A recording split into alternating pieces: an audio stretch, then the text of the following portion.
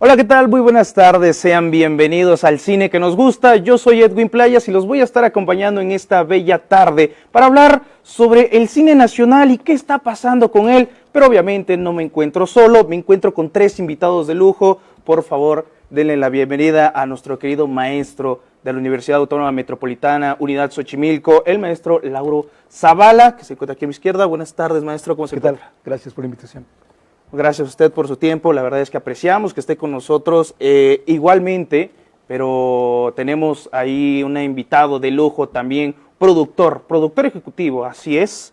Ustedes posiblemente no sepan de qué es el tema del cine, pero traemos a este experto con nosotros, el doctor Lauro Zavala, por ejemplo, que nos acompaña en esta bella tarde, doctor, maestro de la Universidad Autónoma Metropolitana. Igualmente nos contaba tras bambalinas que ya estuvo en Nueva York dando algunas conferencias y es un placer para nosotros tenerlo con nosotros esta bella tarde. Mis queridos invitados, esperemos que pues, puedan disfrutar de esta pequeña charla de opinión.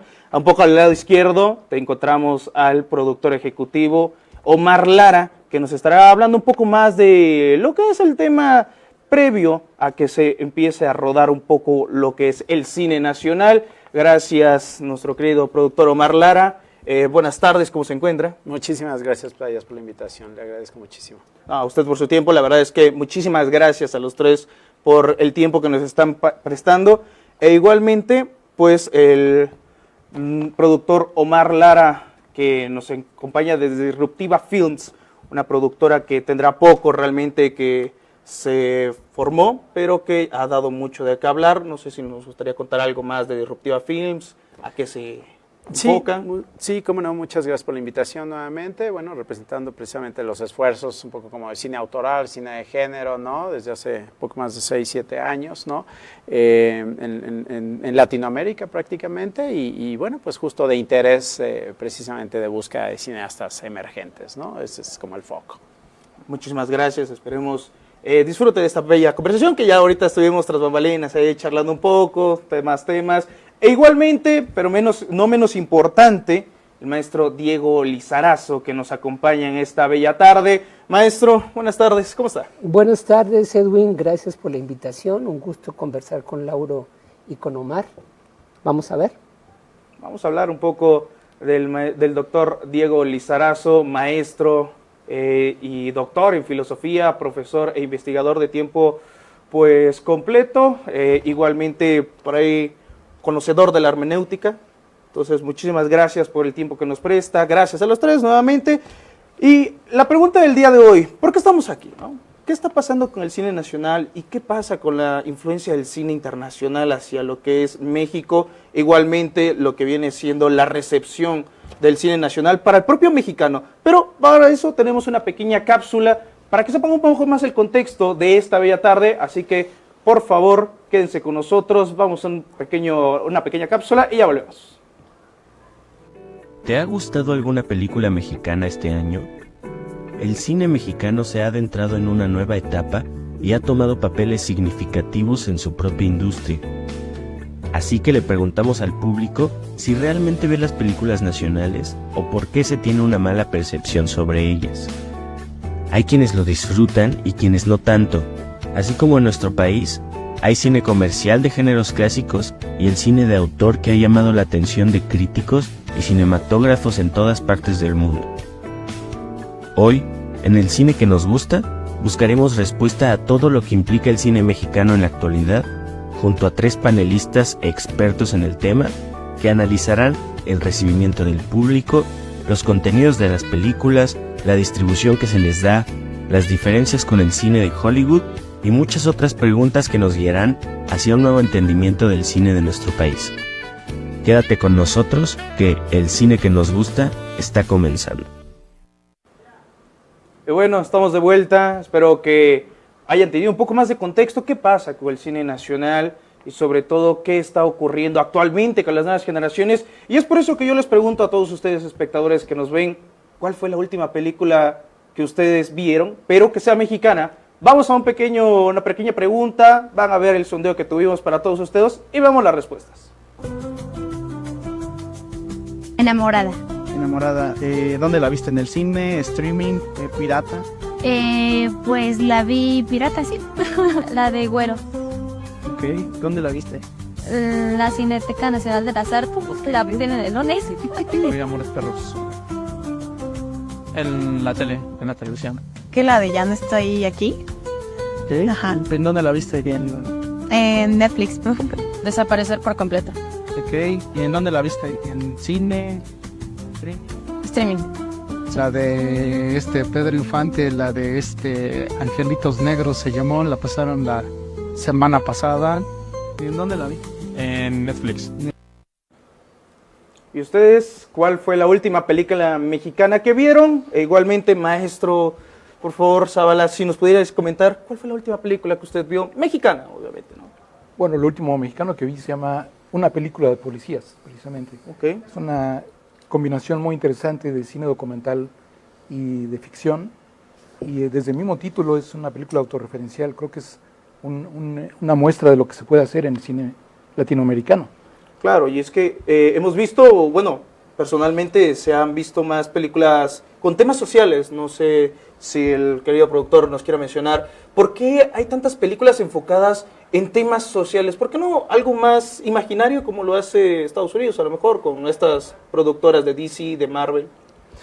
Pues creo en principio que uno no es ajeno a su propio tiempo, ¿no? Y en ese sentido, pues bueno, las producciones que seguramente siempre se están viendo tienen, pues de algún modo, un compromiso ético, político y estético propiamente de la época a la cual uno pertenece. Entonces, yo me atrevería quizás hasta pensar que sería difícil no apropiarse de este tipo de compromisos, ¿no? Y en ese sentido, claro, es verdad que México ha tenido un papel preponderante en cierta producción, digamos, de contenidos que por supuesto, pues devienen en contenido social, ¿no? Claro, y es que, por ejemplo, hemos visto por ahí muchos temas, y lo mencionábamos aquí atrás, podemos ver, ¿no? Temas como Roma, películas que tocan un poco más sobre la discriminación, igual con La Dictadura Perfecta, qué es lo que pasa detrás de la televisión y de demás. Ahora, por favor, maestro, si nos pudiera comentar qué pasa con el cine mexicano y las nuevas generaciones. Es maestro de la institución y me imagino vio muchas generaciones pasar. ¿En qué momento nos estamos perdiendo? ¿Qué pasa con el cine nacional? ¿Qué pasa con el gusto y la percepción de los jóvenes hacia lo que es dejar un poco de visitar la Cineteca y otros cines y enfocarse más en quedarse en casa y a ver vía streaming? Bueno, evidentemente, quizás hay dos fenómenos aquí. Por una parte, yo creo que una buena parte de la juventud mexicana sigue viendo cine mexicano en las salas de cine. Una buena parte del público universitario, por ejemplo, va a la Cineteca. Digamos, la juventud mexicana no es un monolito, sino que hay diversas concepciones culturales, diversas tradiciones, diversas clases sociales, diversas formaciones imaginarias o visuales, y eso permite que haya una diversidad. Entonces, difícilmente yo diría que los jóvenes ya no van a las salas de cine. Pero por otra parte, sí hay que reconocer que el desarrollo tecnológico y particularmente el establecimiento de una gran cultura digital ha permitido y ha generado también una disposición a acceder a narrativas cinematográficas en otros dispositivos y en otros formatos. Las plataformas, por ejemplo, se han constituido en un medio muy dominante del consumo cultural contemporáneo. Y yo creo que incluso el evento de la pandemia fue uno de los elementos que dinamizó más esos otros consumos. Efectivamente, hay una suerte de gran potencia del consumo digital, pero la cinematografía sigue teniendo cierto papel, cierta fuerza. Las salas de cine se siguen llenando, no para todas las películas, pero buena parte de la producción cinematográfica sigue teniendo una audiencia significativa. Quizá la mayor competencia del cine en las salas no sea el cine digital, sino los videojuegos, por ejemplo, que es una variante distinta. Entonces yo creo que el panorama es en ese sentido mucho más diverso y heteróclito de lo que pensamos. Claro, maestro Sola, por ejemplo, tocaba el tema de los videojuegos. ¿Cómo cambia la narrativa, por ejemplo, de un videojuego a lo que viene siendo el cine tradicional? Bueno, creo que hay influencia también del lenguaje del videojuego en el cine actual. Eso, no en todo el cine, pero Sí, por ejemplo, hablando de cine mexicano, hay películas que integran estos recursos. Creo que sí hay una sensibilidad diferente en la producción de cine contemporáneo de lo que había en la generación anterior. ¿No? Y logro que ahora estas nuevas generaciones, pues bueno, hemos visto grandes cambios, hablábamos de la pospandemia. Bueno, querido productor, pues, ¿qué cambios vio del prepandemia, pospandemia y durante la pandemia, ¿no? Las producciones. Sí, definitivamente ha habido, digamos, estamos en un momento preponderante en la historia de producción cinematográfica mexicana, ¿no? Si bien ya estamos como con los números normalizados, ¿no? Cada año se publican y se lanzan por ahí de abril, mayo, los anuarios estadísticos del cine mexicano o del cine en general por parte del Instituto Mexicano de Cinematografía, y podemos ver que de algún modo estamos en alrededor de 230, 240 producciones, digamos, mexicanas anualmente. Ahora, ¿cuántas de ellas, bueno, salen a alguna plataforma digital o algún streaming o a las salas, digamos, de cine? Es donde está el dilema, ¿no? Entonces, si consideramos que pues tenemos, digamos, una especie de proceso prepandemia, durante y pospandemia, pues vemos que evidentemente disminuye por ahí del 2021, empieza a recuperarse un poquito de 2022, y para el 23 ya estábamos el año pasado creo que haciendo 234 producciones anuales, y se exhiben aproximadamente 260 películas de todo el planeta Tierra en territorio mexicano, de las cuales aproximadamente 30% son mexicanas, pero no quiere decir que ese 30% están, digamos, alrededor de 70, 75 películas, no quiere decir que son aquellas películas que podemos acceder a ellas a través de una exhibidora, de una sala de cine tradicional, sino que precisamente un gran porcentaje, como bien apuntaba Diego, con la adopción, digamos, de nuevos medios, surge o más bien se exhibe a través de plataformas digitales y o los famosos streamings, ¿no? De modo tal que no se ha suspendido, pues, en conclusión, esta producción, digamos, cinematográfica, sino por el contrario, estamos viendo cada vez, ¿no? Regresando a números, de picos que andábamos por ahí de las 260 películas de producción anuales que se van a seguir haciendo. Es decir, vamos a rebasar seguramente en los próximos 5 o 6 años el orden de las 300 películas anuales, ¿no? Esperemos que así sea. Realmente, maestro Diego, o sea, quisiera preguntarle cuántas películas mexicanas ve usted por mes, por año, aproximadamente, bueno. Y sí, estaría así como de, sí serán 260 porque se ven muchas como de 3, 4 publicidad, pero de las demás. Bueno, no, yo no veo tanto cine mexicano, digamos, no podría decirte que veo, ni siquiera podría decirte que veo 200 películas al año de cualquier cine. Sí me gusta el cine, sí tengo una afición y una asiduidad por la cinematografía.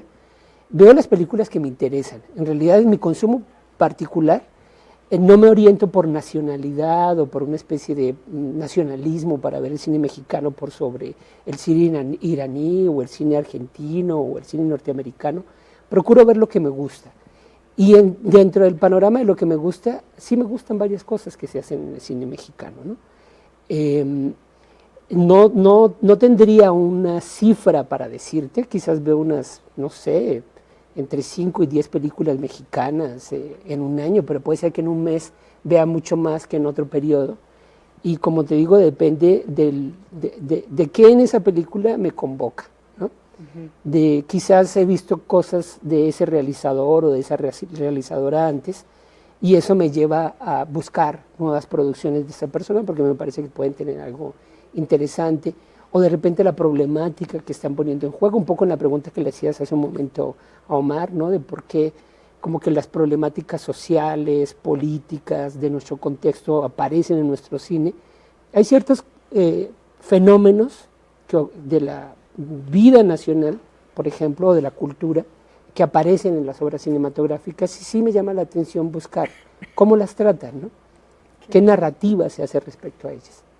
Ay, que maestro Zavala, por ejemplo, hablábamos de las narrativas anteriormente, antes de entrar a transmisión, la cultura se ve muy reflejada en esa narrativa, pero pues 3 países en México, ¿cómo veníamos definiendo el tema de que el norte ya, otro país prácticamente? Sí, creo que eso también se ve reflejado en las películas. El norte es muy distinto del sur y la Ciudad de México pues es también distinta a muchos lugares de provincia. Y creo que sí podemos hablar de distintos tipos de cine dentro del país. De una generación a otra también hay diferencias importantes. En los años 40 y 50 el tema de discusión era la identidad nacional, y ahora creo que hay más bien una reflexión sobre la diversidad cultural, sobre el contacto con otras culturas y sobre la regionalización que es tan importante para nosotros, ¿no? Seguimos siendo un país racista, clasista, y bueno, hay ciertos procesos sociales, culturales que nos permiten Qué poner bueno, atención maestro. al cine. Perdón que le interrumpa, vamos a hacer un pequeño corte. Vamos a regresar para tocar ese tema, así que no se despeguen, ya volvemos en breve.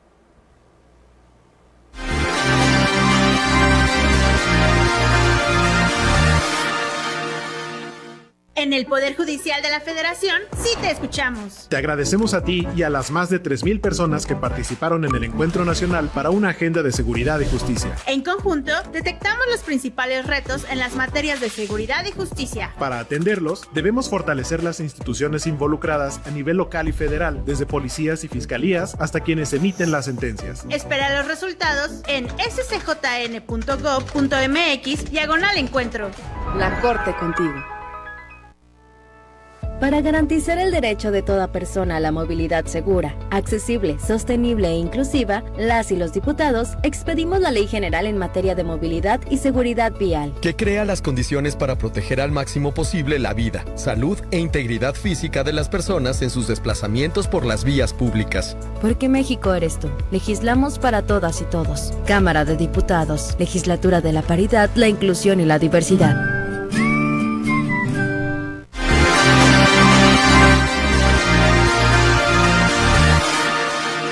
Estamos de vuelta, muchísimas gracias por sus comentarios a través de la plataforma de YouTube, los estamos leyendo, realmente les agradecemos por estar aquí con nosotros y estamos de vuelta, ¿no? Con nuestros invitados hablábamos antes del corte comercial un poco de la cultura y cómo esta se maneja un poco en lo que viene siendo la narrativa de las películas. Ahora, antes también igualmente con nuestro querido productor Omar, hablábamos del streaming. ¿Qué pasa con el streaming? ¿Ayuda, perjudica al cine nacional? Creo que todo tipo, digamos, de medio de exhibición siempre va a favorecer, evidentemente, no solo la misma producción, digamos, cinematográfica, sino pues, por la naturaleza misma su difusión. Habrá que quizás repensarse un poco desde la trinchera de la producción cinematográfica, ¿por qué está uno haciendo cine? Es decir, porque por ahí puede haber, evidentemente, respuestas que están girando en torno un poco como a las audiencias o al mercado, ¿no? La gran mayoría, incluso me atrevo a decir, de esas decisiones, pero es muy importante a mi juicio entender por qué entonces los cineastas y las cineastas estarían haciendo cine, ¿no? Y en ese sentido, pues por supuesto que cuando se trata de decisiones en principio de mercado, pues bueno, habrá un componente que gira en torno de lo económico, que puede ser el impulso propiamente o el empuje para esa toma de decisiones. Pero considero que todavía le anteceden razones de más, digamos, fondo, ¿no? En la creación misma. Y tiene que ver además con esa posibilidad de construir un acto de creación propiamente que obedece a una necesidad puramente absoluta, ¿no? Como diría Gilles Deleuze en una de sus grandes conferencias que se la dirige en los años 80 a estudiantes de la FEMIS, ¿no? Entonces creo que en esta cuestión de un acto verdadero de creación, sí que obedece a una necesidad completamente absoluta, pero que además gira en torno nuevamente a una cosa que no es ajena a nuestro propio tiempo, ¿no? Y que eventualmente, claro, puede tener consecuencias dentro de esa, digamos, difusión o exhibición. Así que, por supuesto que el streaming suma bastante, ¿no? Pero yo considero que siempre y cuando no sea, digamos, el medio el que se impone y el que te dice cómo entonces construir toda una serie, digamos, de quehaceres audiovisuales, ¿no? Por extenderlo un poquito más y no solamente limitarlo al cine, ¿no? Pero sí creo que hay una gran diferencia entre poder eventualmente sugerir hacer, digamos, dispositivo cinematográfico o hacer cine, ¿no? O hacer audiovisual. Hasta me atrevería, digamos, a enunciarlo en esos posibles tres quehaceres, ¿no? No, igualmente veamos si la población mexicana se siente identificada con lo que ve vía streaming. Entonces tenemos también una pregunta que le hicimos al público en general, veremos las respuestas e igualmente charlaremos de qué tanto uno se identifica con la película que ve, ya sea desde su casa o igualmente desde el cine. Así que vamos con ello. El de autor. Comercial. Totalmente. Cine de autor. Sí. Cine de autor. Porque también, por ejemplo, en los cortometrajes son muy buenos.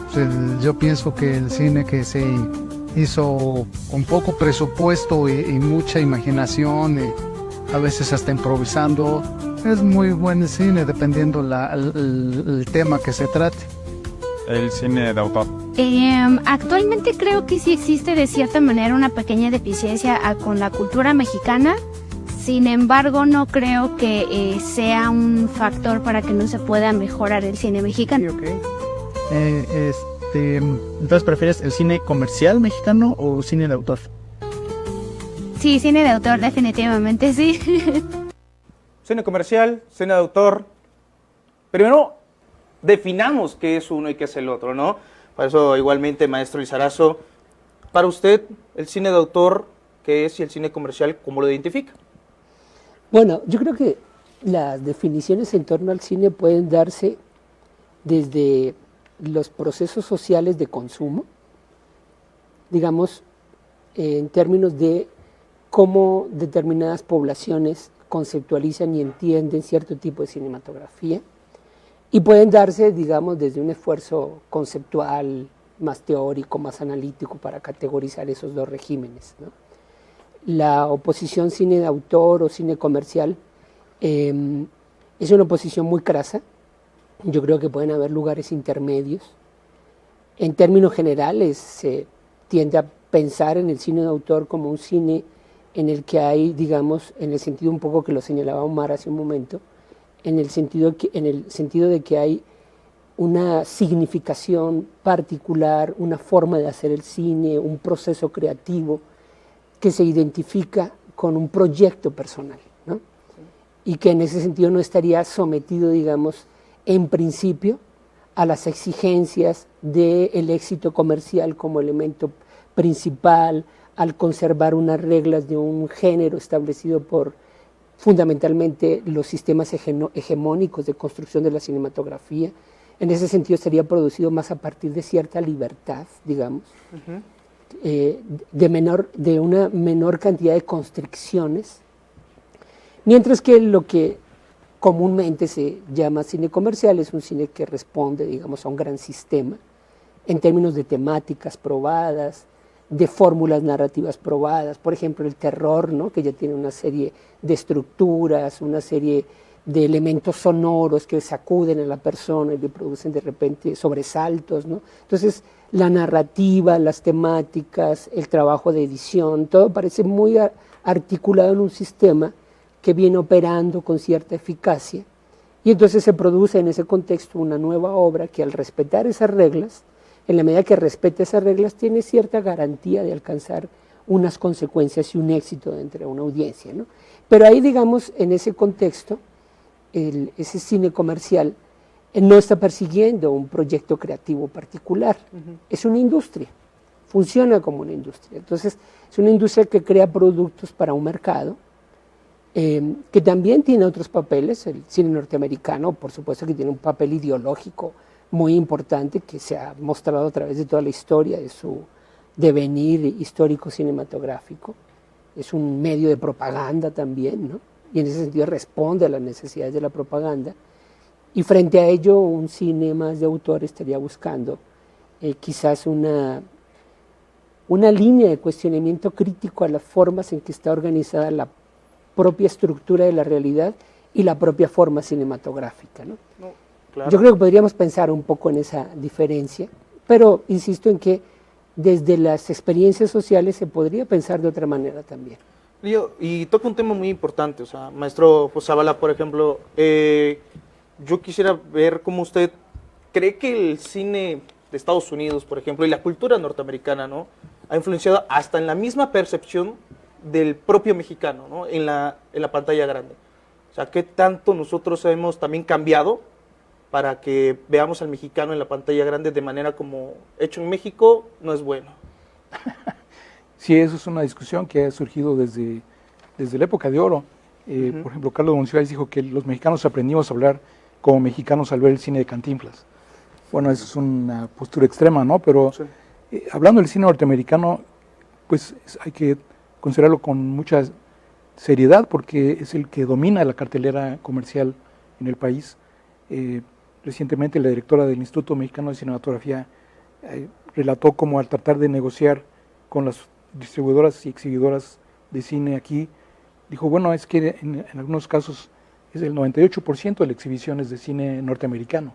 Claro. ¿Qué quieren? Y dijeron, queremos el 100%. O sea, realmente es difícil a veces la negociación de estos terrenos y eso, por supuesto, que influye en la visión que tenemos del mundo, ¿no? A través del cine y de nosotros mismos. Eso creo que toca la ley de exhibición.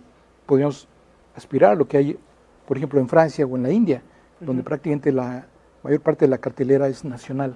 Y eso, por supuesto, que tiene un valor importante, ¿no? Estratégico.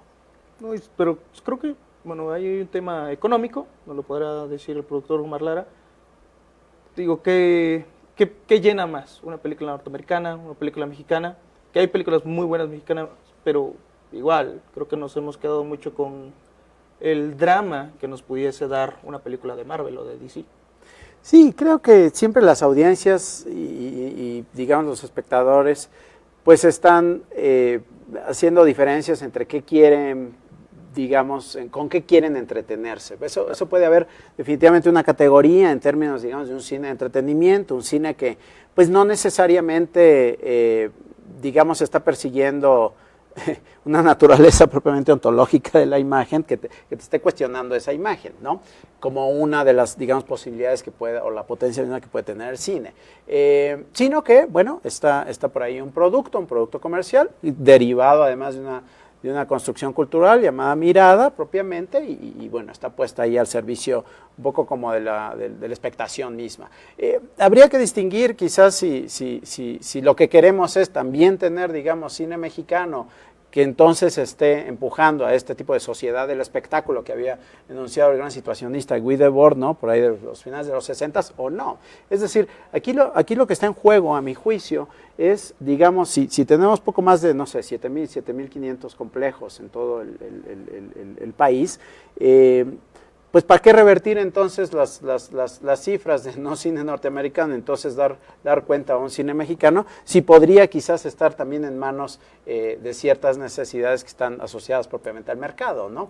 Entonces, yo sí creo que no es que no se vea cine mexicano, o sea, sí se ve, verdaderamente se ve cine mexicano. Lo que pasa es que no está en estos, digamos, exhibidoras que habitualmente digamos, reconocemos dentro del mundo del mass media. Pero honestamente México está creo yo, en un momento prácticamente preponderante en la cantidad de exhibición que hay. Hay una especie de regreso a los cineclubes maravillosísimos, ¿no? Como llegamos ahora a finales de los 60s, ¿no? Después en los 80s una segunda ola, digamos, y ahora una tercera, yo podría anunciarla en esos términos, de cine que difícilmente vas a poder ver en un complejo quizás muy grande.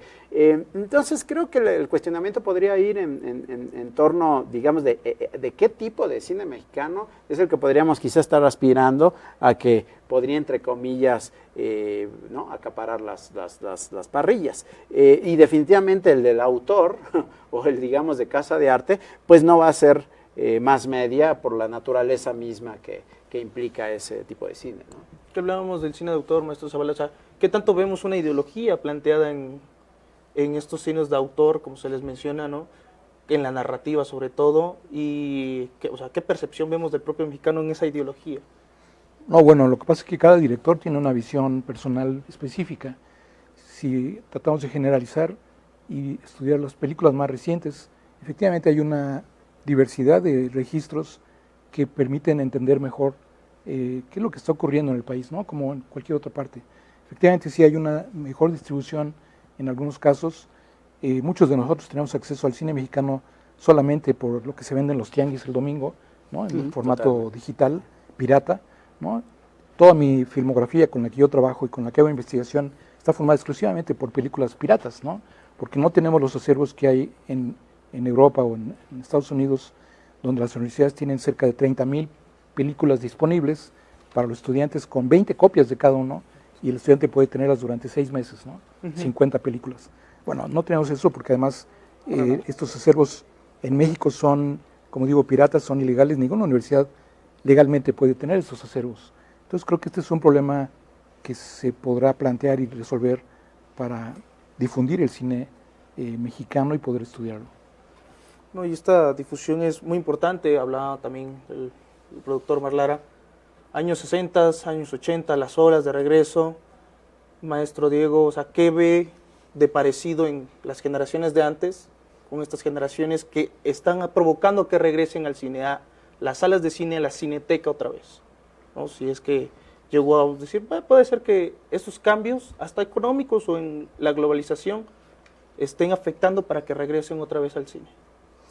Bueno, yo creo que, por ejemplo, evidentemente hay un esfuerzo institucional por generar más espacios para la expectación cinematográfica. El caso de la Cineteca que acabas de señalarlo es un caso interesante, ¿no? De que se esté planteando ahora en la Ciudad de México 3 cinetecas, es una cosa muy, muy buena, es una noticia muy positiva, porque eso permite que entonces tengamos más espacios de exhibición de más producción nacional, pero también de más producción internacional, ¿no? No sé cuál va a ser la lógica de distribución y de exhibición en esa otra cineteca que es la que falta, que es la de Chapultepec. Ya tenemos la Cineteca de Arte y la Cineteca Tradicional, digamos. Y en ella sí hay cierta aparición o cierto espacio para el cine mexicano, eso me parece muy importante. El hecho de que haya esas salas convoca a una audiencia. Creo que hay un cierto interés en el cine mexicano que también está motivado por el éxito de los realizadores mexicanos en Estados Unidos. Sin lugar a dudas que el tema de Iñárritu, que el tema del Toro, etcétera, han estimulado que la audiencia mexicana piense que México hace un cine de buena calidad, con una buena factura, con un buen formato, y eso hace que vean a otros realizadores, e incluso el cine mexicano tiene un nuevo prestigio muy significativo en América Latina y en términos globales, gracias a ese trabajo en Hollywood, que además han hecho un trabajo que no repite de manera mecánica las estructuras del cine industrial, sino que han sido capaces de construir un poco en ese sentido que decía que hay una suerte de espacio intermedio entre lo autoral y lo industrial. Producen una cinematografía que respeta algunas de las reglas de lo convencional e industrial, pero tienen una singularidad y eso es muy importante. Entonces, esa serie de factores creo que han intervenido a que haya un momento significativo de la producción cinematográfica nacional y de su expectación. Pero insisto en un tema que me parece importante, y es que quizá lo más deseable no es que veamos puro cine mexicano, sino que veamos cine mexicano con propuestas significativas, pero también que veamos cine de muchas otras partes del mundo. Lo deseable es que veamos más cine argentino, más cine colombiano, más cine iraní, porque ver esas otras cinematografías nos permite primero tener una concepción cultural mucho más amplia, mucho más plural, y eso alimenta a la cinematografía nacional. Es decir, yo creo que uno de los mejores ingredientes para que el cine nacional se cualifique tiene que ver con que esté de cara abierta y con los ojos muy abiertos a lo que hacen otras cinematografías periféricas, por decirlo de alguna manera. Y ahora, por ejemplo, mencionaba, hay que consumir mucho más cine internacional, eso nutre también a nuestra cultura, ¿no? Y se ha visto con las olas de personas que llegan a nuestro país. Por ejemplo, vía streaming, creo que una de las series, pues en este caso ya nos saldremos un poquito de películas, sino que más en las series como es Betty la Fea, creo si no me equivoco, de Colombia es... Betty la Fea, perdón, no la he visto realmente. Betty la Fea, o sea, no sé si el maestro Zavala la ha llegado a ver, porque yo me imagino que sí, pero vía streaming, ¿qué tanto afectó eso a la distribución, por ejemplo, de esta que se volvió mundialmente conocida? Sí, sí la he visto, porque incluso hay una versión en varios países, incluso hay una versión norteamericana muy exitosa, y hay remakes incluso. Es un fenómeno curioso esta serie, ¿no? Remakes de series, pero bueno, las series en general son un fenómeno importantísimo. Una buena parte de los equipos de producción de cine están migrando desde hace varios años a la televisión, y el concepto mismo de televisión, por supuesto, es muy distinto del que había hace 10 o 20 años. Ya no hablamos de televisión, hablamos básicamente de series y de necesidades específicas de distintos tipos de público. Entonces, bueno, el fenómeno en particular de las series, bueno, yo que trabajo estudiando lo que se estudia, he visto cómo hay una proporción enorme. En los últimos 5 años se han publicado en Latinoamérica más de 30 libros para estudiar las series, cosa que no ocurría hace 5 años.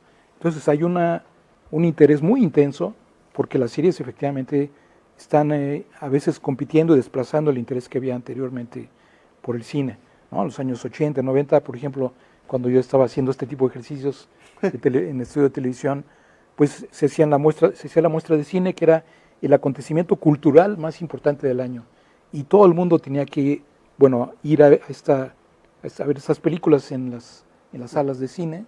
Por supuesto, eso ha desaparecido completamente, aunque sigue habiendo estas muestras, pero el público mayoritario de materiales audiovisuales creo que está migrando al terreno de las series.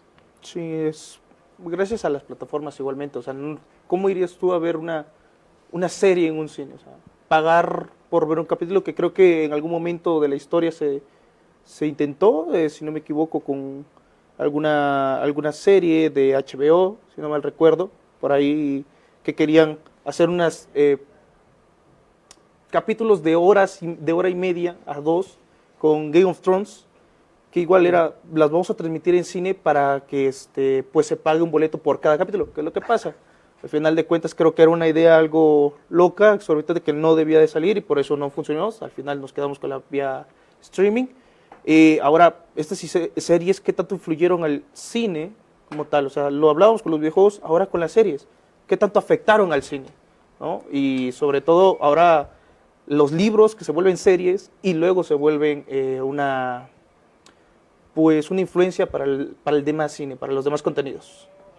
Sí, creo que hay un momento definitivamente muy interesante en el análisis y estudio, como cuenta el doctor Zavala, respecto a las series. Sí, considero que hay una crisis también que tiene que ver más con los procesos, digamos, narrativos y de escritura propios, que nutren de algún modo y facilitan toda una serie de diálogos con las series mismas. Considero incluso que no dentro de mucho tiempo va a haber una crisis seria, notable, y que va a disminuir incluso la creación y los contenidos de las mismas series, de las famosas TV series.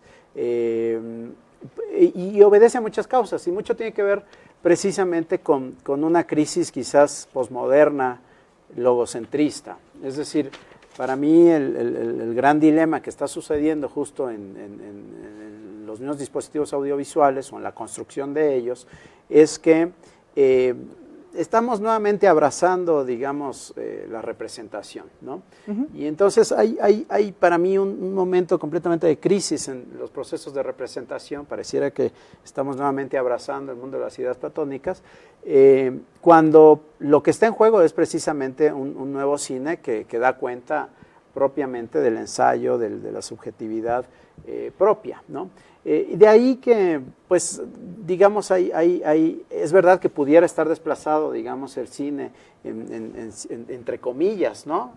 Respecto de estos espectadores que están abrazando las series, pero también hay una necesidad, digamos, perentoria, y particularmente con la juventud en México, que evidentemente, pues, todos los días platico con talento emergente, que están demandando cada vez más y más, digamos, un cine y no tanto una serie de la representación, sino propiamente una especie como de disrupción de la misma representación para dar lugar eventualmente a procesos, digamos, como bien apuntaba, por ejemplo, Lauro, con la película esta de Ruiz Palacios de de Una una película de policías. En estas, digamos, construcciones que evidentemente, bueno, pues ya muchos las han hecho de las nuevas olas, ¿no? Finales de los 50, ¿no? Nicolás Pereda, uno de los grandes para mí cineastas, pues ya lo había hecho con El Castillo, maravilloso, ¿no? En fin, a lo que voy es que estas, digamos, interzonas, intersticios, ¿no? Que sugiere Diego, por supuesto que están tocando, digamos, estas hebras, digamos, de la ficción, no ficción, entre comillas, de esta hibridación, pero tiene que ver, a mi juicio, más con una propuesta, digamos, de negociación entre el hacer cine o no hacer cine. Es decir, por ahí entre lo logocentrista o lo patocentrista, por dejarlo, digamos, como en esta estrategia logopática, ¿no? Por llamarlo de algún modo.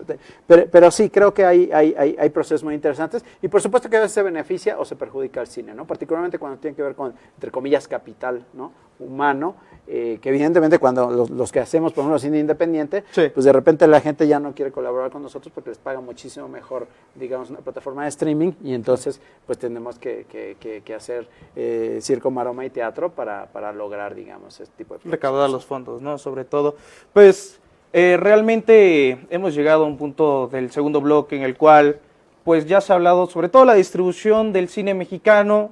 Nosotros vamos a hacer un pequeño corte y vamos a regresar porque estamos a punto de finalizar con esta mesa de opinión. No se despegue.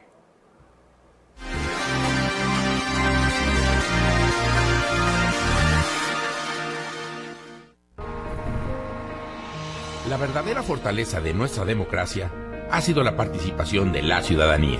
En el Tribunal Electoral de la Ciudad de México, trabajamos para defender tus derechos político-electorales. Cada elección ha sido un paso hacia un futuro más justo y transparente. Con orgullo, celebramos 25 años de proteger las elecciones en nuestra ciudad. Tribunal Electoral de la Ciudad de México. 25 años garantizando justicia en tu elección. Para garantizar el derecho de toda persona a la movilidad segura, accesible, sostenible e inclusiva, las y los diputados expedimos la Ley General en materia de movilidad y seguridad vial, que crea las condiciones para proteger al máximo posible la vida, salud e integridad física de las personas en sus desplazamientos por las vías públicas. Porque México eres tú. Legislamos para todas y todos. Cámara de Diputados, Legislatura de la Paridad, la Inclusión y la Diversidad.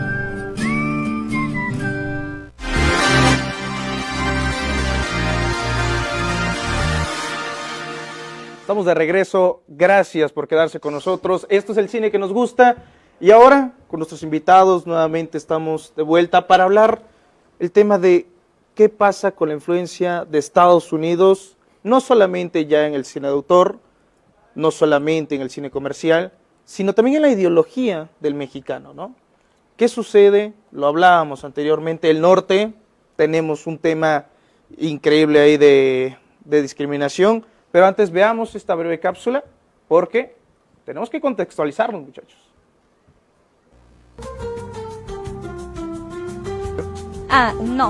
No creo que sea superior, pero puede llegar al nivel. Ok. Depende, en comedia no.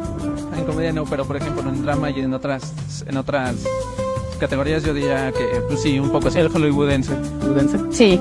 Sí. Ok. Y de esos dos cines, ¿cuál prefieres? ¿El cine mexicano o el cine...? Cine mexicano 100%. Sí.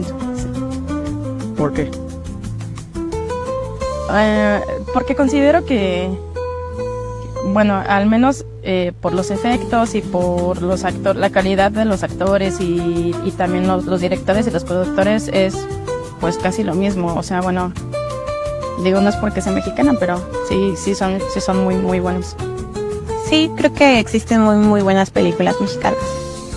No, pienso que el dinero que se le invierte Hollywood, pues no se compara con el cine mexicano, aunque hay que destacar que dentro del cine mexicano hay muy buenas películas que se hacen con poco presupuesto. Dependiendo del target, siento yo.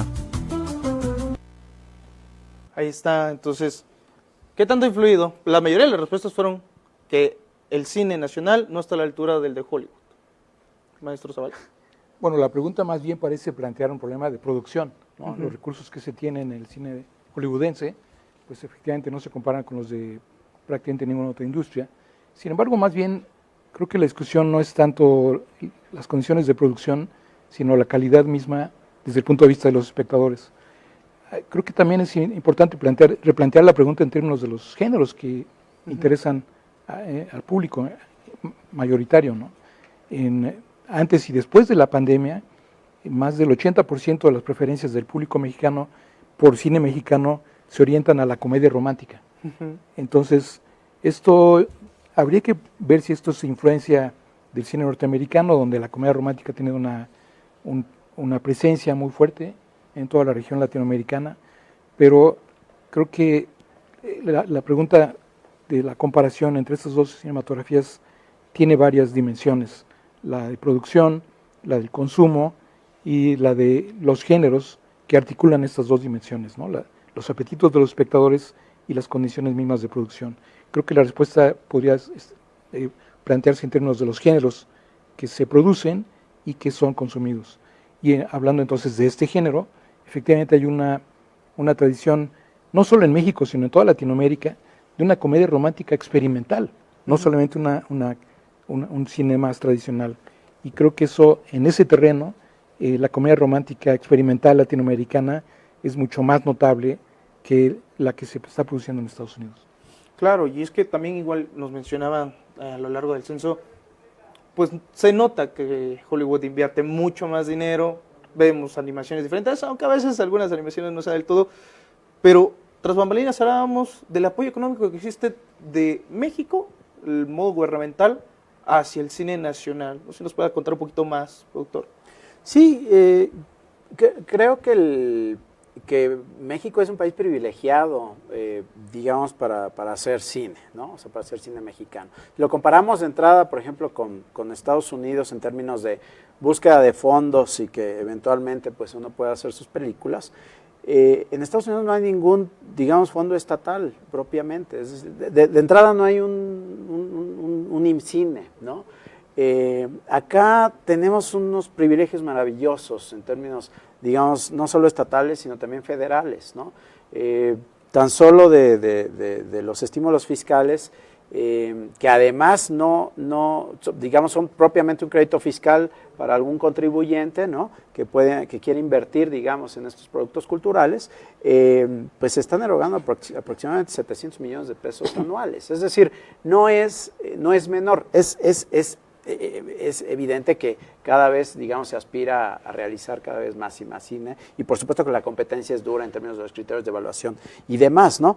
Pero ya de entrada eso plantea bases de un cine privilegiado, digamos, en donde, digamos, una especie de mancuerna de 80% apoyo estatal, 20% privado, no existe en ninguna parte del mundo. Es decir, lo hemos hablado con muchísimos coproductores en todo el planeta Tierra, y les puedo decir que México verdaderamente es privilegiado en ese sentido, ¿no? Y que además las mismas instituciones, ¿no? Del Estado te permiten construir toda una serie de estrategia propiamente de exhibición que no necesariamente esté subyugada, digamos, a lo que uno podría pensar solamente es autoral, de festivales y demás, sino que, digamos, es verdad que también tiene cabida en estos procesos de negociación entre lo comercial y lo autoral, ¿no? Así que definitivamente estamos en un gran momento, a mi juicio.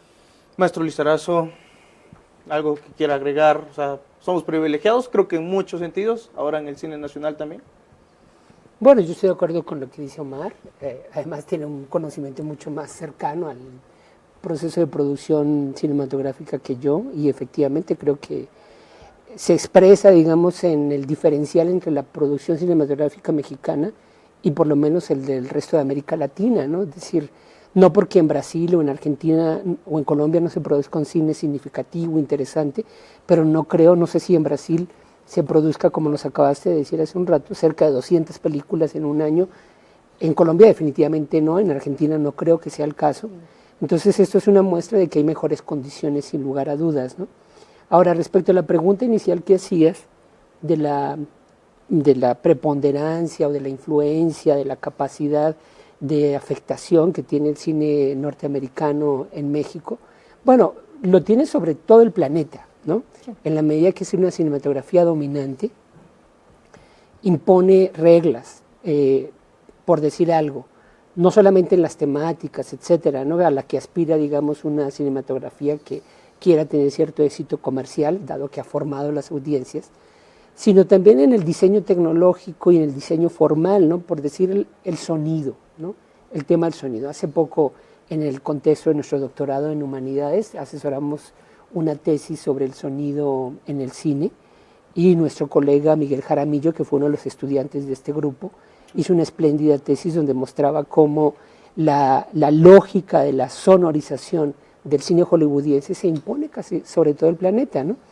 Y en ese sentido generar, por ejemplo, una audiovilidad, una acústica distinta, es todo un desafío porque además tenemos audiencias acostumbradas a que el cine se escuche de esa manera, ¿no?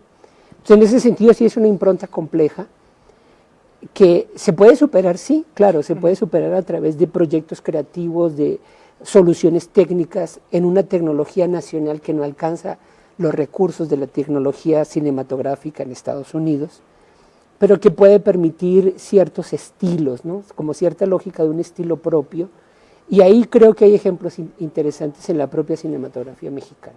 Pues, claro, ahí florece la creatividad mexicana, que es lo que le mencionaba. O sea, ¿en qué momento esta creatividad ahora con los nuevos jóvenes, usted ve un futuro en el cine nacional, maestro Zavala, que diga, aquí va a brillar? Sí, pues desde luego, ¿no? Si no, no estaríamos aquí. Creo que nuestro interés central en la docencia, en la investigación, es la apuesta por el futuro, ¿no? Estos procesos de formación y de investigación creo que permiten avisorar lo que ocurre con mucho optimismo. Pues esperemos que así sea. Realmente tenemos una última pregunta de este censo que hicimos, entonces veamos por favor las respuestas del público nacional. Dedicación. El cine mexicano podría mejorar si deja a la comedia atrás. Nostálgico. La creatividad. Podría ser aspirar a algo más. Tradición. Tenemos música y todo para esta plena conversación. Y es que, ¿cómo usted, maestro Zavala, definiría el cine nacional? Pues por su diversidad. Creo que no hay un único cine nacional y creo que esa es la mayor riqueza. Una mayor riqueza, una mayor cultura. Hablábamos, cine argentino, cine colombiano, tenemos también del occidente. ¿Cómo lo definiría?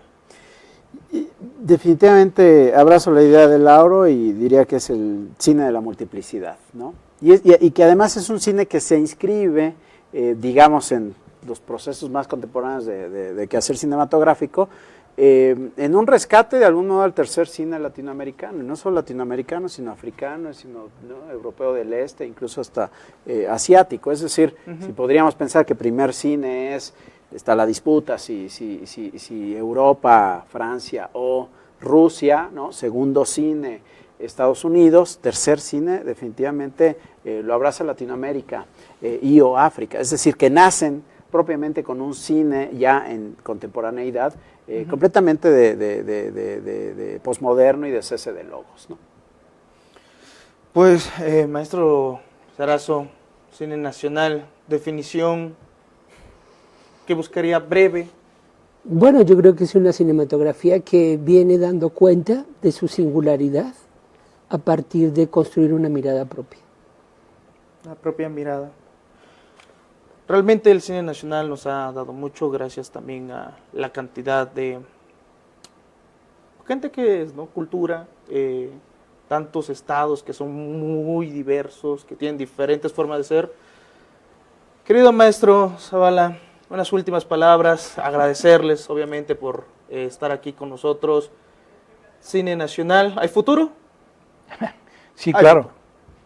Claro que sí. Lo hemos visto a lo largo de la conversación. Claro, pues quisiera preguntarles una conclusión sobre realmente qué se espera del cine nacional, ahora con las nuevas influencias que vienen llegando, Corea por ejemplo, que viene apareciendo fuerte. ¿Qué se esperaría posiblemente del cine a partir del día de hoy? Creo que hay un reto a resolver en, digamos, todas esas reformulaciones de subjetividades. Y por ahí es donde está el reto justo a mi juicio, del tercer cine latinoamericano y periférico. Definitivamente se viene cada vez más y más nuevas generaciones, ¿no? Abrazadas en principio por las grandes instituciones, digamos, de formación, incluida por supuesto que la UAM. Un quehacer completamente micropolítico, ¿no? Y creo que por ahí va la posibilidad. Maestro Luis Arrazo. Bueno, yo diría que una buena experiencia sería empezar a pensar la posibilidad de una cinematografía que aproveche los nuevos recursos tecnológicos. El cine se puede hacer también con los medios del post-cine. Y por otra parte, una cinematografía que piense su condición, la singularidad que quiere expresar a partir de una gran apertura a la cinematografía global, ¿no? Especialmente las cinematografías periféricas, que quizás con ellas podemos tener una mejor conversación. No, y maestro, pues Zavala, ¿qué esperaría usted del cine a partir de hoy? A partir de hoy, ¿sí? Con estos nuevos jóvenes que ya los veo un poco cansados, ¿no? Pero con ganas todavía. No, los veo con mucho entusiasmo. Yo creo que tenemos un futuro inmediato muy interesante, ¿no? Creo que ver cine de cualquier tipo nos enriquece siempre y nos permite entendernos mejor y entender a los otros. Creo que el cine sigue siendo un espacio necesario en el contexto de la cultura nacional e internacional. Claro, el tiempo desafortunadamente se nos ha acabado, pero antes de irnos, yo quisiera que ustedes nos regalaran una recomendación, una película breve que digan, esta se merece que ustedes se sienten un par de horas y la vean, si es por favor cine nacional, muchísimo más. Doctor Omar. A ver, cine nacional, les recomiendo a todo mundo que revisiten a Rubén Gámez, les dejo a Magueyes, y cine internacional les dejo a Llenas 1994 de Diop Mambetí, para mí una de las mejores películas de la historia del cine y probablemente las más anticapitalistas que he visto. Maestro Lauro. Bueno, creo que el cine de Alfred Hitchcock sigue siendo un cine muy actual, precisamente porque logró un equilibrio entre la visión muy personal del mundo con algo que es completamente universal y sigue siendo atractivo. Creo que esto que entendemos como la integración de un proyecto artístico y un proyecto pues que puede ser recuperado comercialmente, sigue siendo un referente útil. Diego. Bueno, siguiendo a Omar, una nacional, yo diría Bajo California, de Carlos Volado. Okay. Una gran experiencia, un poco olvidada esa película, pero de los mejores momentos de la visualidad mexicana. Uh-huh. Y fuera de México, Nostalgia de Andrei Tarkovsky. Muchísimas gracias por sus recomendaciones. Gracias por estar aquí con nosotros. Por favor, me gustaría volver a juntarnos, o si no, tomar un cafecito allá afuera ahorita, platicar un poco más de cine. Encantado de tenerlo aquí a ustedes el día de hoy. Gracias por su tiempo. Igualmente agradecer a la producción, a todas las personas que están detrás de cámara. Sin ellos no pudiera salir esta bella transmisión. Recuerden seguirnos en redes sociales. Igualmente quédense porque todavía tenemos otro panel de opinión. Los estará acompañando al tiro. Así que muy bonita tarde. Gracias a todos. Nos estaremos viendo en una próxima transmisión. Gracias a los invitados. Igualmente muy bonita tarde. Nos estamos viendo en un futuro.